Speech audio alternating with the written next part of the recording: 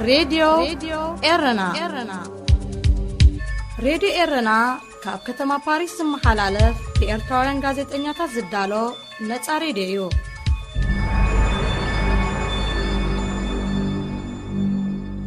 سلام كبرا سمعتي لومي سولوس شمون تمسكرم كلتاشان عسرانيو زانتا كابل كيت رواندا نايز دحانت منسي إما كلن مدب سبورتن كلونايو بمنقدي معبل فنونا مسانا كتحبرو زعدمكم أماني القرماية زينا كقدملكم سودانن إيرتران أب قداي كابيلاو قجت مبراء سودان كمزتميايتا ديبلوماساوين منشتات أنفيتهم هقرايت غانتا كوعساقري إيرترا عبيت كترئي زباون أو قراون محزنتاو قطمات كتكايد كمزدليا أسلطاني أقليسو منقسي إثيوبيا ناب تقرايز قيشو غازيت أنياتات معقاتو تسره ناتنت برس مخانو تنغيفو أب سعود عرب أب مأسرت زركبو إثيوبياوين زلو وكونتا زقلت أسأل بمحبراو ميديا كي زرقحو منقسي إثيوبيا يفرارحهم مهلاو تغاليحو راديو إرنا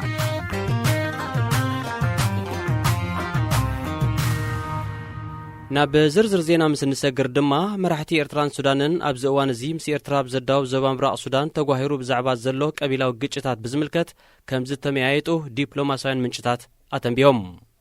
اتزات استخايده ببرزيدنت لوالو بايتو سودان جنرال عبد الفتاح البرهان زمرح لعلواي منقس السودان بشوعة تمسكرم أب إرترا دحر الزكايدو مبسحيو أب مبراء سودان كبابيتات كسلا أب منقو قبيلاتات بين عمرن هادن دوان بزت تقاهر قجت هيوت حيالو سبات كتليو بين عمرن هادن دوان أب إرترا تقرن حدارب ويدما بدوايتن إنا تباولو يمزفلتو جنرال البرهان مس برزيدنت إسياس أفورقي أبز قبر وركب بزيكاتي ناي مبراق سودان قداي أبتين إثيوبيا قبتن سودانن زساحب زلو أطا أمانايل بزملكتون كم زتيو اتمنشي أنفيتو مراحت سودانن إيرتران أب كل تاون زبان قداي زتكورا زتك كم زكادو بمنقستوين معكنا زينا كلتين هاقرات كوانت تغالحي زتكورلوم نتبتات عيتا تغسن أمودة تاور حسنين نايز عامتزي برزيدنت إسياس ناب السودان بمبتح مس جنرال البرهانن كالوت لعلوت سب سلطان تهاجرن كم استراقبه زذكريو هاجراويت غانتا كوعساقري إيرترا مس كالوت هاجراوين غانتاتات محزنتاو قطمات نختكايد دليتو مقانو أسلطانيا ألم سجد فريم حبيرو نسون مربب حبريتا هاجراوي فدريشن كوعساقري إيرترا بزهابو مبرهي هاجراويت غانتا إيرترا ننوح زبالة عمتات كاب الزباون أهجراون ودرات بخيرات سنيحة عمي أب يوغندا بستخايدة ودر سيكافا نفلما أوان داقماي بمستاف كالاي درجة حيزا موتا كوعساقري إيرترا يعبي كم زلو زمسكريو إلو اتهاجراويت غانتا زحلف عمت أب متصاري قطمات نوانش عالمن ودر مبراقن مأكلاين أفريقا مالت سيكافان بركت زبالت أوتاتات كم زكايدت زتغسه أسلطاني عالم سجد زحلف عمت أب الزوبا ودر سيكافان ودوتسيت ممسقابهم بمسخر بلسات تتصوتي أب كم زامسلة لعل بقعات زلو قطمات بزيادة كم زعنببو أسميرولو عالم سجد بتوساقي حانتي حيا الغانتا نمنات زتفلالي وقع ودراتن أوتاتاتن نمكياد يدلي دحر مبالو كابتي أب زحلف عمس تبصح معرف نابزل على درجة نمبرخ زلو بهجي جليسو تتصاوتاي غانتا أدوليسن هاجرايت غانتا إيرتران زنبري أطوالم سجد أموداتا بمخنيات كستة حمام كورونا فيروس نتفتات سبورت بمنسكالو كوعساقري إيرترا بقالوتا كم تتسألو دحر محبر تتصاوتو هاجراو قطمات نمسلسل منتان كغلو سيكافا أموداتا نايز عامتزي ودر كسرع تلابيو بمن سياز زقومت هاجرايت غانتا إيرترا زحلف عامت أبي غاندا بستخايده ودر وانش سينيور سيكافا كساب فتصامي بتصحة بأنقاديت هاجر تسعيرا كالاي درجة كتحز كوانتا بقعت شوعات تتصاوتا عقبان محتات مترافهم قنا كالق مثل نايتي أبي إيرترا زلو حما كونتات زنت صبارق فتصامي نيرو كابرات سمعتي نقدم بشكلتان كوعساقرن زتقالله سفيح مدب سبورت أبناي زعلات زي فنونا كقرب مخانو أقدمنا نزغاقركم أب كل تقراي نزكايد مرج عن معزابن تبصبات نمتحلافن أب كل تبقسو حيالو غازيت أنياتات بمنقسي إثيوبيا كم زتعقتو مع كنا زين على مقالحن أتوم مسنا يوصأن ناوشت هاجرن ميدياتات زنطفو غازيت أنياتات أب أديس أبابا معرفو نفرتي بوليوم بأبالات ستا ناب تقراي كيجيشو تاقيدوم اتمنقستي أب العلي غازيت أنياتات كم زامسله ناي معقات سقومتو موسادو أب عفنان مجهس نات برسن كم زدهابي زقول لح مقانو زيت فلاليو تطابقتي سبعو مسلات يوقسو نكل تقراي مرجع كم مقبار كعقت عقمي سأنا منقسي إثيوبيا غازيت أنياتات نابز مرتس أوبوتا ناتن كساقسو موياوي سرحوم كي قبرو كاب معرفون افرتا أديس أبابا مخلكالو قنع كم زيكونه زيت فلاليو بوليتيك أنياتات ريتوتاتهم يهبلو እዚ ከምዚ ኢሉ እንከሎ መንግስቲ ኢትዮጵያ ኣብ ስዑድ ዓረብ ብሕማቕ ተዳዊኖም ንዘለዉ ዜጋታቱ ንኩነታቶም ዝምልከት ብማሕበራዊ ሚድያታት ዝርግሕዎ ዘለዉ ኣሳእል ደው ከብልዎ የፈራርሖም ከም ዘሎ ሓደ ካብ ዓበይቲ ማዕከናት ዜና ብሪጣንያ ዝኾነ ቴሌግራፍ ኣቃሊዑ። እቲ ማዕከን ዜና ንዘለዎ ኩነታት ብማሕበራዊ ሚድያ ዝዘርግሑ ኢትዮጵያውያን እስራት ከቢድ ሕጋዊ ሳዕቤን ከም ጽበዮም ዘፈራርሕ ኣብ ጅዳ ዝርከብ ቆንስል ኢትዮጵያ ዝኸተመሉ ደብዳቤ ከም ዝበጽሖ ጠቒሱ። በዚ ድማ መንግስቲ ኢትዮጵያ ካብ ንግስነት ስዑድ ዓረብ ክረኽቦ ንዝኽእል ሓገዝ ክብል መሰል ዜጋታቱ ክረግጽ እናረኣየ ከም ዘይረኣየ ከጽቅጥን ኣፍቶም ዝተበደሉ ድማ ክዓብስን ይፍትን ምህላው ተወቒሱ። ኣብ ስዑድ ዓረብ ኣሽሓት ኢትዮጵያውያን ብዘስካሕካሕ ኣገባብ ተኣሲሮም ይሳቐዩ ከም ዘለዉ ዘርኢ ኣሳእል ብማሕበራዊ ሚድያ ክውሕዝ ቀኒዩ። ከቡራት ሰማዕትና ዜና ተፈጺሙሎ መበል 18 ክፋል ዛንታ ካብ ህልቂት ሩዋንዳ ናይ ዝደሓነት መንእሰይ ኢማኩሊ ክስዕብ ወይኑ ስሌማን መስመር ክትርከበንያ።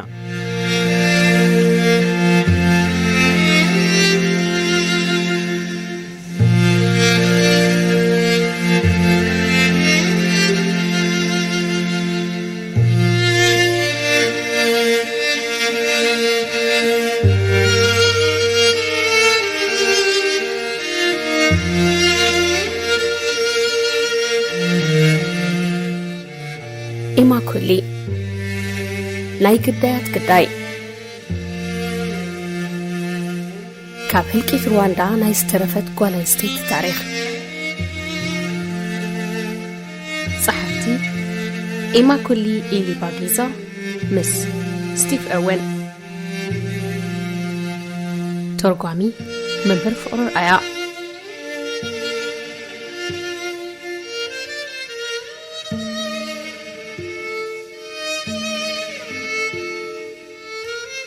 ምዕራፍ 18 ናይ ዳማስን ደብዳቤ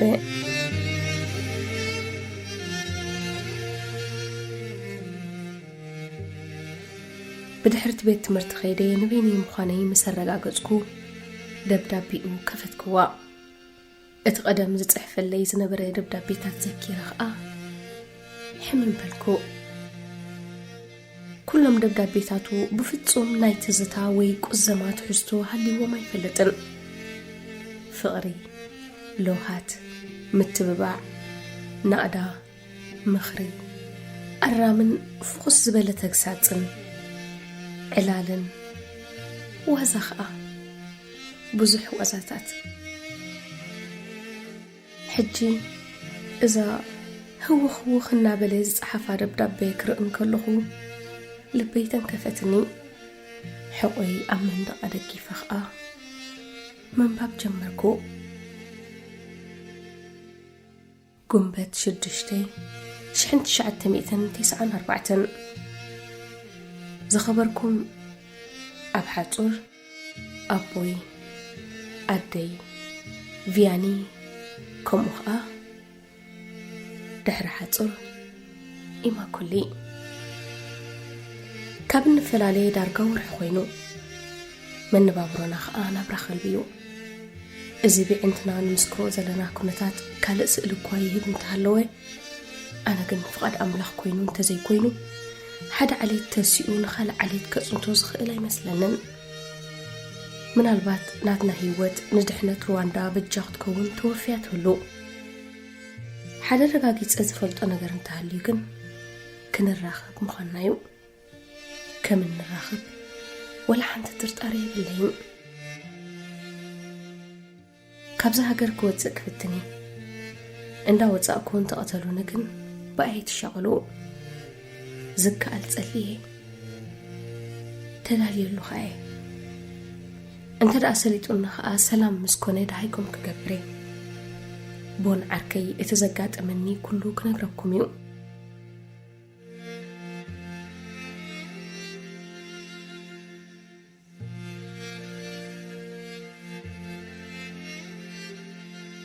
ቦን ዓርኩ ድሒሩ ከም ዘዕለለኒ ደብዳቤ መጽሓፍ ኣብ መንጎ ቋሪጹ ቦን ከም ዓርከይ መጠን ስምዒታተይ ከይትንከፍ ነገራት ከም ዘሓባእካለ ይፈልጥ እየ። ሕጂ ግን ንገረኒ ካብ ቤተሰበይ ዝሞተ ሰብ ኣሎ ድዩ ኢሉ ሓቲትዎ። بون عركو عليتوتو سلازنبري أبت أوان قتلت كابن نابن كم دلايو ينقص نيريو سلازي من ميتون من بهوتالو يفلق نيريو انت خونكن نايا بوين عدين فيانا حوين موت سميعو كنسو بحاليوت كسابت غزيتي أين قران نيرو داماسن بقت تامس حاتوتوغن كل تزنبرو حبريتا نجيرو اتا دبدابي بيت سبي بهوت اللويلو إن حسبي كود أيدوليون بزخاء أبوين عدين فيانن كم زموتو من هالبات بهوت كهلو زخيل أنا تراي مخاني حبرو داماسن نزد حرم اسمعو مولو معلتي كركو عيلو اتشعو كابي انتو زنت ابن بعتك ايو ابت دبدابيو تسأيقو زنبري داماسن نابتا بغلاي كيفو بيلا نابزاير تسكر جالبا كسكر كلمة مبقاسو أسمات نايا بوين عدين فيانن أبحث ورد حرم اتاو إذا سقطصل صحف والسخاء إما كلي بجاخ صنعي أبوين عدين فيانن كم استقتلو حجي سميعي بزي تخألني قلتي فخرخ بك خفتني أسيس أفكرك حوخي أبي وتي ملوك كابزن ببكو أقنصو دبدابي نيرو نتناي نبعاتو أسر زلو دبدابي بإيدي دحر مدهساسكا نزا دبدابي إنا نبعكون تزي كوينو فتسي مكان بباخم زي كالت دنزكو دحيري كم سمعكو اتأزيو أمون عرك حويبون صدرؤوس لزيف قدلو كي نقرم أبتحت عرات وحبي ونيرو إذا هلكيت كابز جمرلو نقل معلتات كأ أبو حبي وكأسنحو كيليو بيتسبو مسفلتوكن نابتم قتلتي أحلفوك هبو تغطي كقبرو لجميرم حما أقات أموخينو خأ حدي كابحاو بوتات بون اتسماتنا أشتو تمهرو إنا تقوعي علي تتسو مسرت أي زفتو زنبري مبربورو ينيرو أبت ساعتتي بهرو حدا خابتم تقلزي نبرم أخررتن قتلتن يخوينو نيرو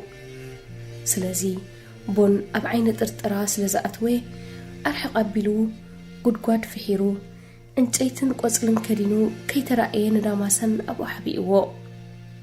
دحر قرب ساعتات ببهرو استحبرو قتلتنتيوم نجزابون فتشمو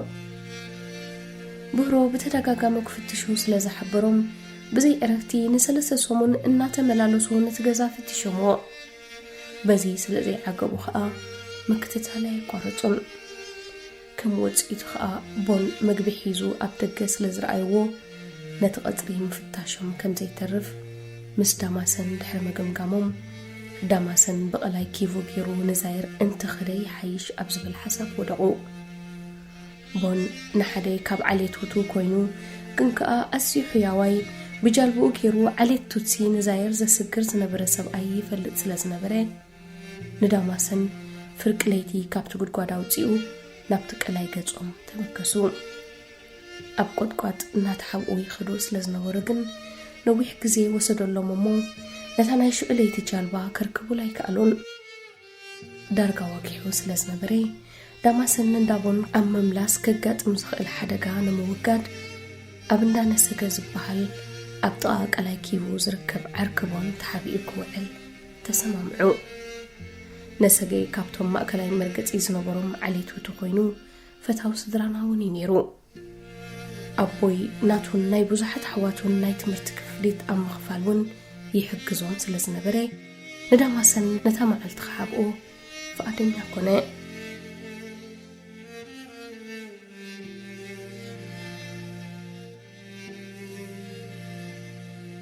حونا سجى سيمونجن كم حوو حياوي كويني سنحن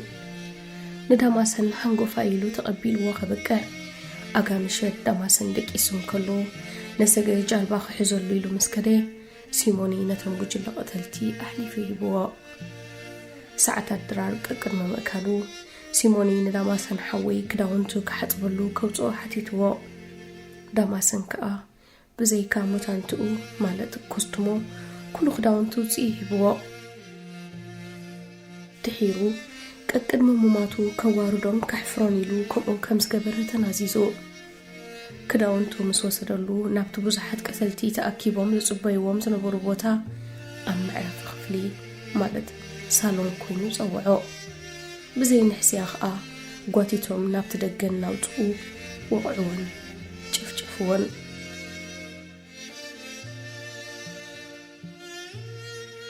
ازك خونن كلو بزي كاموتانتي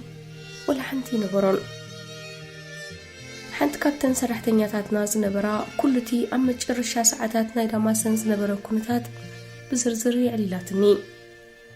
اتوم قتلتي اتا مچو تحفت خبي الله إما كل بي الله انت نجير كان ناخد كيد كن حدقك كاينة انت زي نجير كان ناخ القفنا وانا ينقتلك كانينا بغرب كن قتلك اخنا مسينا داماسن قطو حبابيتو نابو منا تمتي كم وترو تخلخل اللي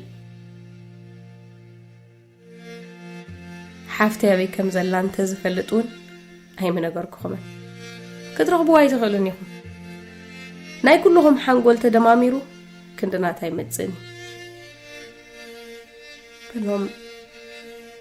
بتلعات ناي تقوزمو قد أبيلهم أبا تشولو كابعات باللحدة نسغا مش ماسترس ديقر لك نعخاخ أحيزنا كالنا نسابي كم زلات راي نقرنا هج داماسن نمجرشا غزيه تطافيو دو بلا صنيو خا فشخ بلوم تبعتو اسيتن هكرم حدا خاب بزحات عليت هوتو زرخبو زنبرو عقابت اتوم قدايات كم محارو زقبرو زنبرو لمنان محصنتانيو نايدا ماسن هداتن اب كم زخنتات تبعت كر مخالون نتي عقبتتي كي رخبو كلكلوم كندي زملالو سومن زلمنو من كقتلوا كل منهم جمره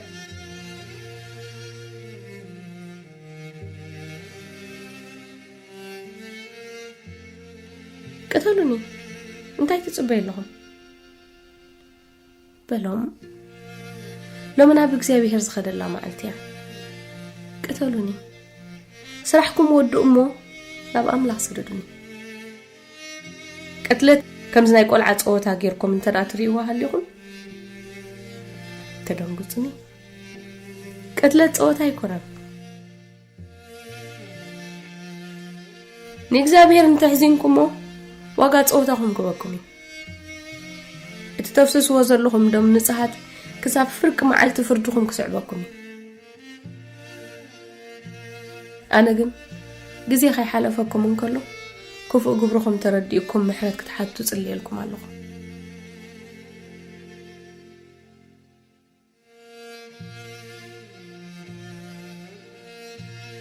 اتنا مجرشتا زبلن قالات ازيني نيران ولا كو نايتي چكانا قتاتلو بسلا كبو امري زحكه انت زيكوني ابزمتو لغزي مسكبرتون امنتون كموت مخالو كن حبنتي نتمجرشتا ساعات داماسن حوي استزاربو زربا حدا كاب حوات سيموني زخونه باستر كاريرا كم زخبت اشكالي للو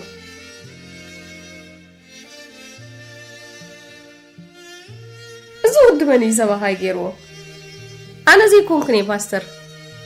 انا غاز قتلت الزبارو خلهم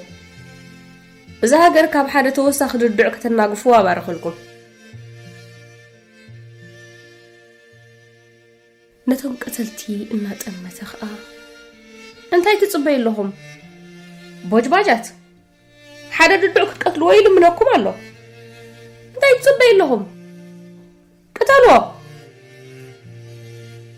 كاريري نتوم قتلتي نتزتلم دعيهم نخفت صمو دفافهم نسخاتكم توتسي نعنا هوتو تنعقونا يهم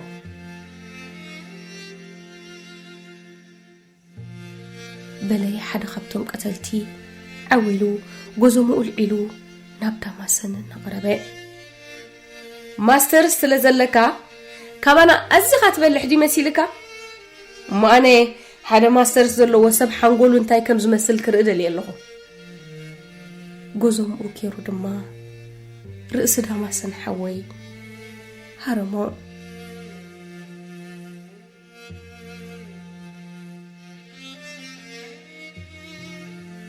داماسن كأ ببركو أمريت ورقة كالك أتال متيخا بجوزهم كرت تجزي وقيلو كرت داو قريتوا اتقدامي قتالي دقيمو بجوزهم شكنا رؤسو مسبسعو دم داماسن أملو أكلاتو فحبلي بدحرزي ماسر سلوو حنقري إنا بلي أبتكور بابتي كجدرن كجار وعلاء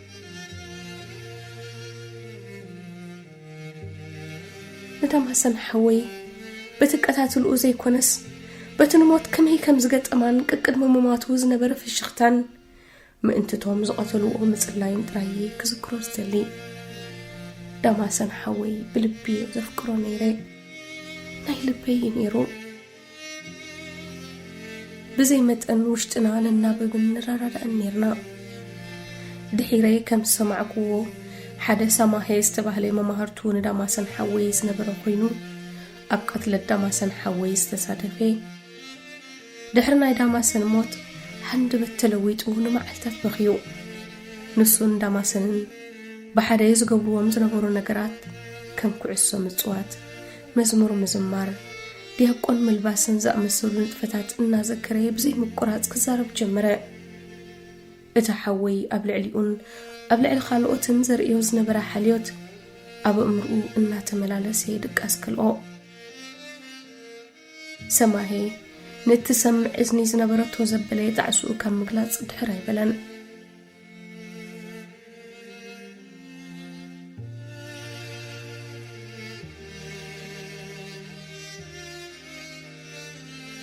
دحر حجي قتلني بلا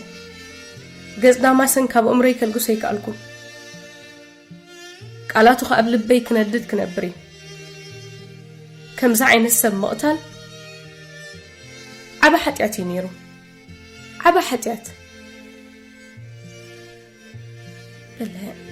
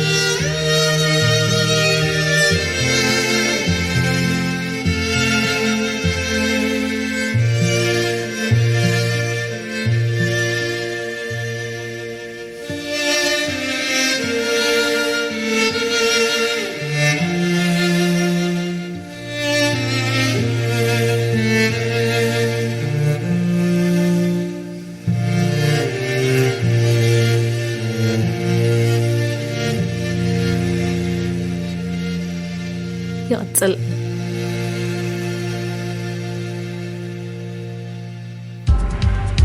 راديو إرنا راديو إرنا كاب كتما باريس محلالف بإرتوارن غازت إنياتا زدالو نتسا راديو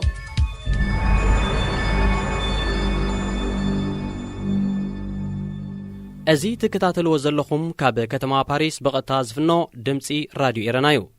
بسنكي لبدا كورونا فيروس دسكيلو ناب صنحي بروفيشنالاوي قدمات بشكلتا زساتفو زلو إرتراوين عوتات محفاس يقصلو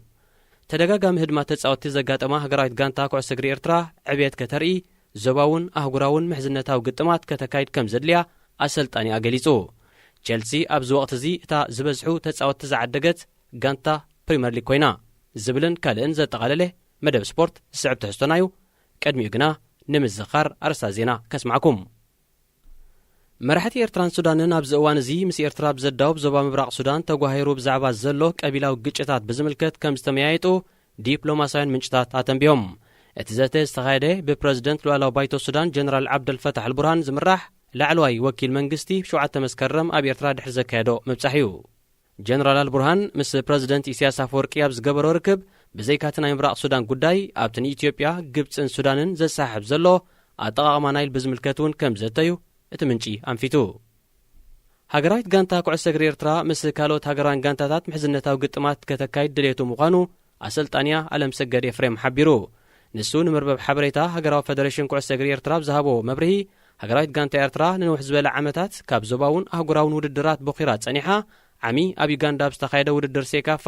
ንፈለማ እዋን ዳግማይ ብምስታፍ ካልኣይ ደረጃ ሒዛ ምውፃእ ኩዕሶ እግሪ ኤርትራ ይዓቢ ከም ዘሎ ዝምስክር እዩ ኢሉ ብመንእስያት ዝቖመት ሃገራዊት ጋንታ ኤርትራ ዝሓለፈ ዓመት ኣብ ዩጋንዳ ብዝተኻየደ ውድድር ዋንጫ ሲኒየር ሴካፋ ክሳብ ፍጻሜ በፂሓ ብእንጋዲት ሃገር ተሳዒራ ካልኣይ ደረጃ ክትሕዝ እኳ እንተበቕዐት 7 ተጻወትታ ዕቑባ ንምሕታት ምትራፎም ካልእ ምስሊ ናይቲ ኣብ ኤርትራ ዘሎ ሕማቕ ኩነታት ዘንጸባርቕ ፍጻሜ ነይሩ ኣብ ክልል ትግራይ ንዝካየድ ምርጫ ንምዕዛብን ጸብጸባት ንምትሕላፍን ኣብቲ ክልል ዝተበገሱ ሓያሎ ጋዜጠኛታት ብመንግስቲ ኢትዮጵያ ከም ዝተዓግቱ ማዕከናት ዜና ዓለም ኣቃሊሕን እቶም ምስ ናይ ወፃእን ናይ ውሽጢ ሃገርን ሜድያታት ዝነጥፉ ጋዜጠኛታት ኣብ ኣዲስ ኣበባ ማዕርፎ ነፈርቲ ቦሌዮም ብኣባላት ጸጥታ ናብ ትግራይ ከይገሹ ተዓጊቶም እቲ መንግስቲ ኣብ ልዕሊ ጋዜጠኛታት ከም ዝኣመሰለ ናይ ምዕጋዝ ስጉምቲ ምውሳዱ ኣብ ዓፈናን ምግሃስ ናጽነት ፕረስን ከም ዘድሃበ ዘጉልሕ ምዃኑ ዝተፈላለዩ ተጣበቕቲ ሰብኣዊ መሰላት ይወቕሱ ኣብ ካልእ ናይ ኢትዮጵያ ዜና ድማ መንግስቲ ኢትዮጵያ ኣብ ስዑድ ዓረብ ብሕማቕ ተዳዊኖም ዘለዉ ዜጋታቱ ንኩነታቶም ዝምልከት ብማሕበራዊ ሜድያታት ዝርግሕዎ ዘለዉ ሰኣል ደው ከብልዎ የፈራርሖም ከም ዘሎ ሓደ ካብ ዓበይቲ ማዕከናት ዜና ብሪጣንያ ዝኾነ ቴሌግራፍ ኣቃሊዑ እቲ ማዕከን ዜና ንዘለውዎ ኩነታት ብማሕበራዊ ሜድያ ዝርግሑ እስራት ከቢድ ሕጋዊ ሳዕቤን ከም ጽበዮም ዘፈራርሕ ኣብ ጅዳ ዝርከብ ቆንስል ኢትዮጵያ ዝኸተመሉ ደብዳቤ ከም ዝረኸበ እዩ ጠቒሱ በዚ ድማ መንግስቲ ኢትዮጵያ ካብ ንግስነት ስዑድ ዓረብ ክረኽቦን ዝኽእል ሓገዝ ክብል መሰል ዜጋታቱ ክረግጽ እናረኣየ ከም ዘይረኣየ ከጽቅጥን ኣፍቶም ዝተበደሉ ድማ ክዓብስን ይፍትን ምህላው ተወቒሱ እዚ ድምፂ ሬድዮ ኤረና እዩ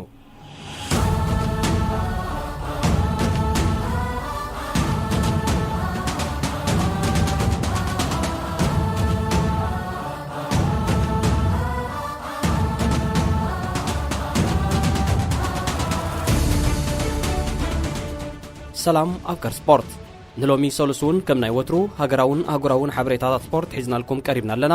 ክሳብ ፍጻሜ መደብና ምሳና ክትጸንሑ ብኽብሪ ንዕድም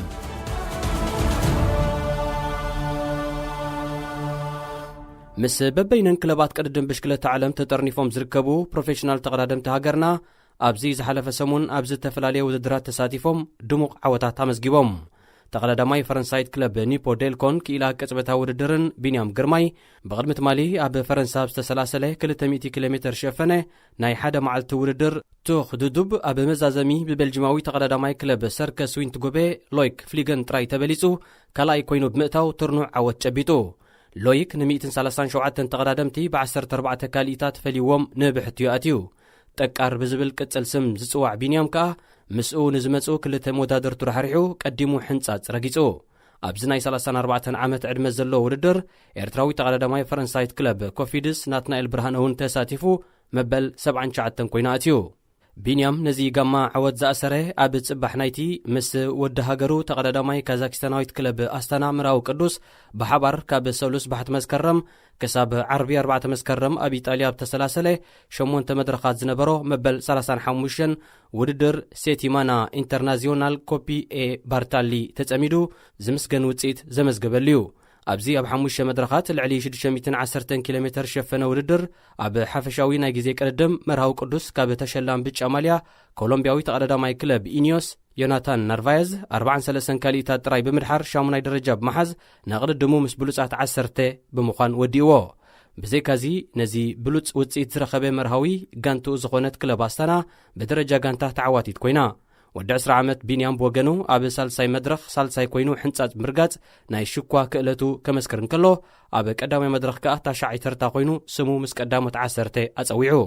ኣብ ርእሲ እዚ ቢንያም ኣብዚ ናይ 28 ክለባት 167 ተቐዳደምቲ ዝተሳተፍሉ ዙር ንቀጠልያ ማልያ ቅጽበታዊ ውድድር ኣብ ምውሳድ ዝግበር ቅልስ መበል 11 ብምዃን ልዕሊ እቲ ንኡስ ዕድሚኡን ውሕድ ተመክሮኡን ዝናድ ጸማ ሓፊሱ ካብ 29 ናሓሴ ክሳብ 5 መስከረም ንሸሞንተ መድረኻት ኣብ ዝቐጸለ ጂሮ ቺክሊስቲኮ ዲ ኢታልያ ክወዳደር ዝቐነየ ተቐዳዳማይ ኮንቲኔንታል ክለብ ኒፖን ቴሌግራፍ ኤን ቴሌፎን ሄኖክ ምልብርሃን ብሸነኹ ኣብ ሓፈሻዊ ናይ ግዜ ቅድድም መበል 11 ተርታብ ምስራዕ ኣንጸባራቒ ዓወት ተጎናጺፉ። እዚ ከም ቢንያም ወዲ 20 ዓመት ዝኾነ ተቐዳዳማይ ነቲ ኣብ ሻምፒዮን ዓለም 2019 ሳልሳይ ኮይኑ ብምውጻእ ዝደመቐ እንግሊዛዊ ተቐዳዳማይ ክለብ ትሪኒቲ ሮድ ሬሲንግ ቶማስ ፒድኮክ ተዓዋቲ ብጫ ማልያ ዝኾነሉ ናይ ትሕቲ 23 ዓመት ዙር ምስ ቀዳሞት 20 ተቐዳደምቲ ኮይኑ ምፍጻሙ ልዑል ሞገስ ይግብኦ። እዚ ከምዚ ኢሉ እንከሎ ሽወደናዊ ኤርትራዊ ተቐዳዳማይ ክለብ እስራኤል ሳይክሊንግ አካዳሚ ዓወት ገብረ መድህን ካብ ሓሙስ 3 ክሳብ ሰንበት 6 መስከረም ኣብ ፖላንድ ኣብ ተሰላሰለ መበል 28 ዙር አልበርቲኖ ባልቲክ ካርኮኖዝ መበል 28 ደረጃ ሒዙ። ኣብዚ ዙር ብግዜ ፖላንዳዊ ስታኒስላቭ አንክሌቮስኪ ብጫ ማልያ ክውንን እንከሎ ዓወት ከዓ 1 ደቂቕን 26 ካሊእታትን ድሒሩ። ሕጂ እውን ካብ ዜና ቅድድም ብሽክለታ ከይወፃና ዝሓለፈ ሰሙን 29 ናሓሴ ኣብ ከተማ ኒስ ዝተኸፍተ ብዕቤቱ ኣብ ዓለም ደረጃ ብቐዳማይ ስራዕ ውድድር ቱር ዲ ፍራንስ ብርቱዕ ህልኽን ብሉፅ ፀወታን እናተንፀባረቆ ክሳብ ብቅድሚ ትማል ሰንበት 9 መድረኻት ኣሳሊጡ። ዛጊ ተኻይዱ ብዘሎ ቅድድም ብጫ ማልያ ኣብ ዝባን ስሎቬንያዊ ተቐዳዳማይ ክለብ ጂምቦ ፊዝማ ፕሪሞዝ ሮግሊክ ትርከብ። ኮሎምቢያውያን ኢጋን በርናል፣ ናይሮ ኩንታናን፣ ሪጎቤርቶ ዩራንን ከምኡውን ፈረንሳውያን ጓላሜ ማርታን ሮሜን ባርደትን ካብ 21 ክሳብ 32 ካሊእታት ተፈናቲቶም ክሳብ ሻድሻይ ደረጃ ተሪሎም ይስዕቡ ኣለዉ። ቀጠልያ ማልያ ቅጽበታዊ ውድድር ምስ ስሎቪካዊ ፒተር ሳጋን፣ ጻዕዳ ማልያ ብሉፅ መንእሰይ ምስ ኮሎምቢያዊ ኢጋን በርናል፣ ማልያ ንጉስ ዓቐብ ድማ ምስ ፈረንሳዊ ቤኖት ኮረን ይርከባ። ብጋንታ ኸኣ ሙቪስታር ኒኤፍ ፕሮ ሳይክሊንግን ትሬክ ሴጋፍሬዶና ኸቲላ ትመርሓላ። ንመበል 107 ግዜ ዝካየድ ዘሎ ዙር ፈረንሳ ትማል ሶኒ ዓሪፉ ድሕሪ ምውዓሉ ሎሚ ብናይ 168.5 ኪሎ ሜትር ጉዕዞ 10 መድረኽ ከሳልጥ እዩ። ካብ ቅድድም ብሽክለታ ናብ ኩዕሶ እግሪ ምስ እንሰግር ኣሰልጣኒ ኣለምሰገድ ኤፍሬም እታ ንሱ ዝዕልማ ሃገራዊት ጋንታ ኩዕሶ እግሪ ኤርትራ ምስ ካልኦት ሃገራውያን ጋንታታት ምሕዝነታዊ ግጥማት ከተካይድ ድሌቱ ምዃኑ ንመርበብ ሓበሬታ ሃገራዊ ፌደሬሽን ኩዕሶ እግሪ ኤርትራ ሓቢሩ። ሃገራዊት ጋንታ ኤርትራ ዝሓለፈ ዓመት ኣብ መጻረይ ግጥማት ንዋንጫ ዓለምን ውድድር ምብራቕን ማእከላይን ኣፍሪቃን ማለት ሴካፋን ብርክት ዝበለ ፀወታታት ከም ዘካየደት ዝጠቐሰ ኣሰልጣኒ ኣለምሰገድ ሓንቲ ሓያል ጋንታ ንምህናፅ ዝተፈላለየ ወግዓዊ ውድድርን ፀወታታትን ምክያድ የድሊ ድሕሪ ምባሉ ዝሓለፈ ዓመት ኣብ ዞባ ውድድር ሴካፋ ንኡድ ውፅኢት ኣመዝጊብና ኢና። ብሉፃት ተፃወቲ ኸኣ ኣብ ከምዚኦም ዝኣመሰሉ ልዑል ብቕዓት ዘለዎም ግጥማት እዮም ብዝያዳ ዝዕንብቡ። ስለዚ እቲ ህንፀት ካብቲ ኣብ ዝሓለፈ ዓመት ዝበፅሕናዮ ምዕራፍ ናብ ዝለዓለ ደረጃ ንምብራኹ ባህግናዩ ኢሉ ኣሰልጣኒ ኣለምሰገድ። ብተወሳኺ ሃገራዊት ጋንታ ኤርትራ ንንውሕ ዝበለ ዓመታት ካብ ዞባውን ኣህጉራውን ውድድራት ቦኺራ ጸኒሓ። ዓሚ ኣብ ዩጋንዳ ዝተኻየደ ውድድር ሴካፋ ንፈለማ እዋን ዳግማይ ብምስታፋ ካልኣይ ደረጃ ሒዛ ምውፃእ ኩዕሶ እግሪ ኤርትራ ይዓቢ ከም ዘሎ ዝምስክር እዩ ኢሉ። ኣብ መወዳእታ ብምኽንያት ክስተት ሕማም ኮሮና ቫይረስ ንጥፈታት ስፖርት ብምድስካሉ ኩዕሶ እግሪ ኤርትራ ብኣሉታ ከም እተጸልወ ዝሓበረ ሓያል ተጻዋታይ ጋንታ ኣዱሊስን ሃገራዊት ጋንታ ኤርትራን ዝነበረ ኣቶ ኣለምሰገድ ተጻወቱ ኣህጉራዊ ግጥማት ንምስልሳል ምእንታን ክኽእሉ ሴካፋ ኣብ መወዳእታ ዝዓመት እዚ ውድድር ክሰርዕ ተላብዩ። መብዛሕቶም ዕድሚኦም ኣብ ፈለማ ዕስራታት ብዝኾኑ መንእስያት ተጻወቲ ዝቖመት ሃገራዊት ጋንታ ኤርትራ ዝሓለፈ ዓመት ኣብ ውድድር ዋንጫ ሲኒየር ሴካፋ ክሳብ ፍጻሜ በፂሓ ብኣንጋዲት ሃገር ዩጋንዳ ተረቲዓ ካልኣይ ደረጃ ሒዛ ውድድራ ፈጺማ እያ። ኣብቲ እዋነቲ ታጋንታ ግጥማት ኣወዲኣ ናብ ሃገራ ኣብ ዝነቐለትሉ ሮቤል ኪዳኔ፣ ዮሴፍ መብራህቱ፣ ፊልሞን ሰመረ፣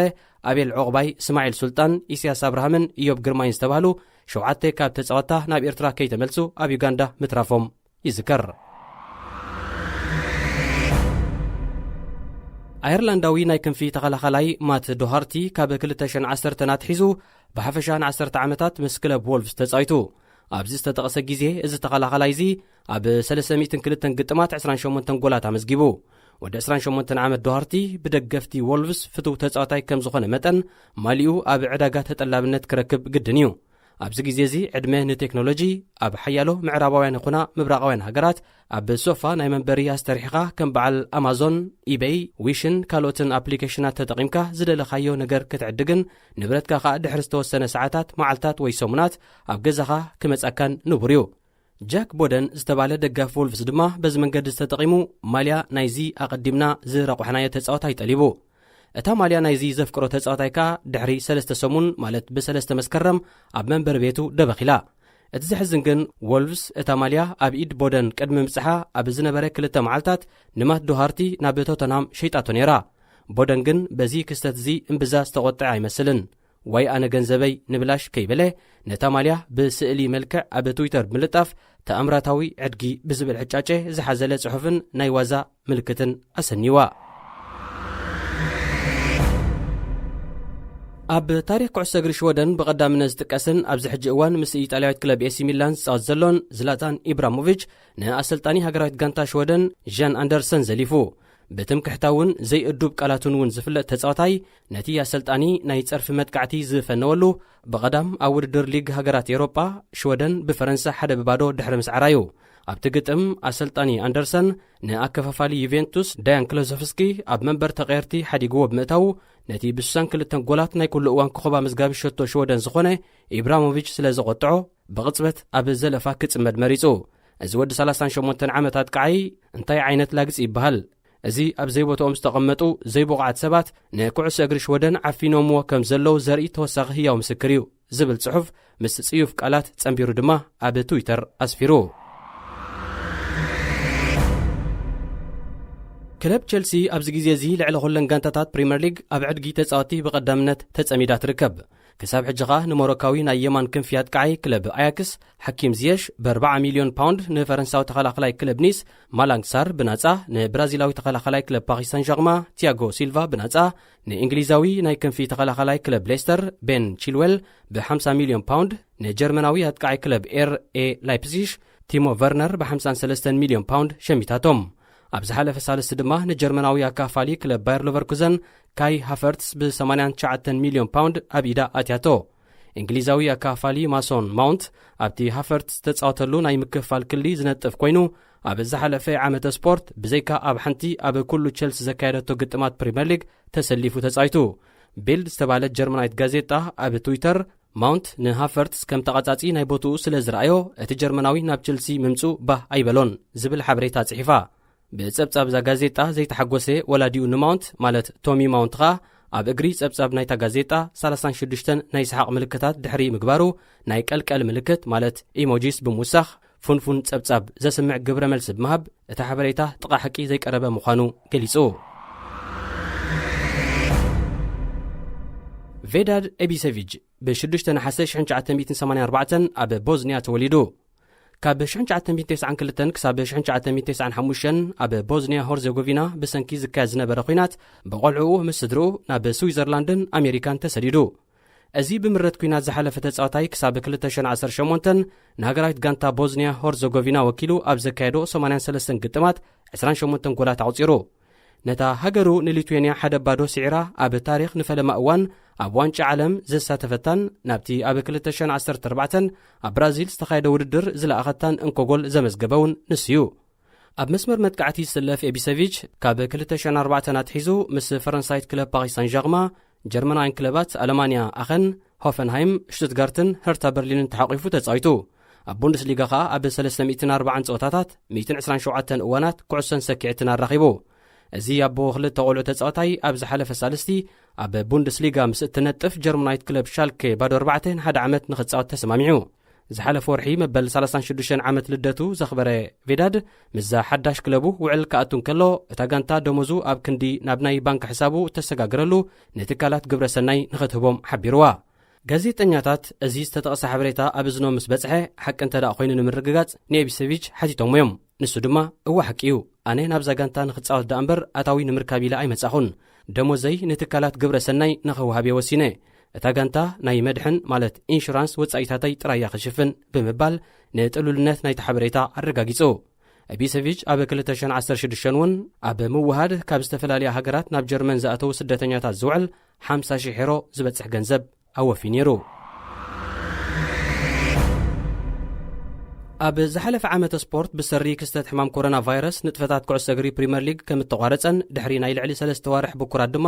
ናብ ፀወታ ከም እተመልሰን ዝዝከር ኮይኑ ኣብዚ እዋን እዚ ናይ ዓመተ ስፖርት 2020-2021 ውድድራት ንምጅማር ክለባት ፕሪምየር ሊግ ኣብ ምድላው ይርከባ።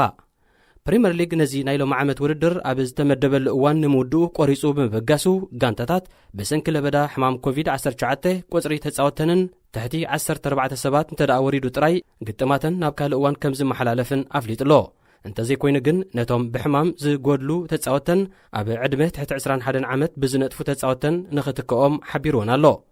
ተጻወቲ ፕሪምየር ሊግ ብምኽንያት ዕረፍቲ ኣብ ዝተፈላለየ ሃገራት ናይ መዘናግዒ ቦታታት ክዛነዩ ብምጽንሖም ኣብዚ እዋን እዚ ኣስታት 12 ተጻወቲ ክለባት ፕሪምየር ሊግ ብሕማም ኮሮና ቫይረስ ተለኺፎም ምህላዎም ይግለጽ። ምስ ሕማም ኮቪድ-19 ኣብ ዝተኣሳሰረ ዜና ብዓርቢ ኣብ ውድድር ሊግ ሃገራት ኤውሮጳ ኣብ ልዕሊ ስሎቫኪያ 3-1 ዝተዓወተት ሃገራዊት ጋንታ ቼክ ብምልኦም ተጻወታን ስታፋታን ኣብ ውሽበ ኣትዮም። ኣብቲ ዕለተ ግጥም ቅድሚ ጸወታ ክልተ ካብ ስታፋት ዘጋንታ ብሕማም ኮሮና ቫይረስ ከም ተጠቕዑ ተረጋጊጹ እዩ። እቶም ተጻወቲ ውጽኢቶም ኣለታዊ ስለ ዝነበረ ግን ጸወታ ቐጺሉ። ድሕሪ ግጥም ሃገራዊ ፌደሬሽን ኩዕሶ እግሪ ቼክ ገለ ካብ ተጻወቱ ምስቶም ብሕማም ኮሮና ቫይረስ ተጠቕዑ ኣባላቱ ርክብ ገይሮም ስለ ዝነበሩ ካብ ስጋኣት ተበጊሱ ንትማሊ ሶኒ ምስ ሃገራዊት ጋንታ ስኮትላንድ ከካይዶ መዲብዎ ዝነበረ ግጥም ከም ዝሰረዘን ናብ ካልእ እዋን ከም ዘሰጋገሮን ባህንደበት ሓቢሩ። ይኹን እምበር ማሕበር ኩዕሶ እግሪ ኤውሮጳ ነቲ ብቼክ ዝተገብረ ውሳኔ ብምንጻግ እታ ጋንታ ነቲ ናይ ሶኒ ግጥም ናይ ግድን ከተሰላስሎ እንተዘይኮይኑ ግን ብፎርፌ ናይ ምስዓር ዕድል ከም ዘጋጥማ ኣፍሊጥዋ። ብፎርፌ ንኸይትሰዓር ዝረዓደት ቼክ ባህታታ ብ24 ተጻወቲ ዝቖመት ሓዳስ ሃገራዊት ጋንታ ሰይማላ። ካብዞም ተመሪጾም ዘለዉ ተጻወቲ ብዘይካ ክልተ ብምልኦም ቅድሚ ሕጂ ማልያ ናይቲ ሃገራዊት ጋንታ ለቢሶም ከም ዘይፈልጡ ተረጋጊጹሎ። እዞም ክልተ ተጻወቲ ኣቐዲሙ 5 ግጥማት ዘካየደ ወዲ 30 ዓመት ስታኒስላቭ ተልከን ካብ ሃገራዊ ግጥማት ጥሮታ ወፂኡ ዝነበረን 29 ግዜ ንቼክ ዝወከለን ወዲ 36 ዓመት ሮማን ሁብኒችን እዮም። ሰርቢያዊ ኖቫክ ዶኮቪች ኣብዚ እዋን እዚ ኣብ ሰሌዳ ብሉጻት ተጻወቲ ባይታ ቴኒስ ዓለም ኣብ ቀዳማይ ደረጃ ተሰሪዑ ዝርከብ እዩ። ብሰንበት ድማ ኣብ ውድድር ዩኤስ ኦፐን ምስ እስጳኛዊ ፓብሎ ካፊኖ ቡስታ ናብ ርብዒ ፍጻሜ ዝሕልፍ ግጥም ነይርዎ። ዶኮቪች ኣብ ቀዳማይ ዙርያ ብፓብሎ 6-5 ተረቲዑ ናብ ካልኣይ ዙርያ ኣብ ዘምርሓሉ በቲ ዝረኸበ ውፅኢት ስለ ዝጓየ ነታ ሒዝዋ ዝነበረ ኩዕሶ እናንጸርጸረ ብራኬቱ ገይሩ ማለት በቲ መጻወት ቴኒስ ብሃውሪ ሃረማ። ኩዕሶ ድማ ኣብ ዳሕረዋይ ክፋል ናይቲ ሜዳ ኮይና ነቲ ጾታ ትመርሕ ናብ ዝነበረት ናይ መስመር ዳኛ ብምውንጫፍ ነታ ዳኛ ጎረርኣ ኣላጊዓታ። ድሕሪዚ እታ ናይ መስመር ዳኛ ብኡንብኡ ኣብ መሬት ሮፋዕ ብምባል ሕክምናዊ ረድኤት ክትሓትት ተገዲዳ። ዶኮቪች ከዓ ዋላ እኳ ብዘይፍላጥ እንተኾነ ብመሰረት ሕጊ ጸወታ ቴኒስ ዳኛ ብምህራሙ ካብ ውድድር ዩኤስ ኦፐን ተሰሪዙ። ዘይሓሰብካዮ ርኸብ ኣይመርገም ኣይምረቓ ከም ዝበሃል ዶኮቪችን እታ ዳኛን ከም ዘይሓሰብዎ ጐኒፎም ናብ ገዝኦም ኣምሪሖም ንብለኩም። ዝኸበርኩም ተኸታተልትና ንሎሚ ኣዳሊናዮ ዝነበርና መደብ ስፖርት ተፈጺሙሎ። ዝመጽእ ሰሉስ ብኻልእ ትሕዝቶ ክሳብ ንራኸብ ንኹልና ሰላም።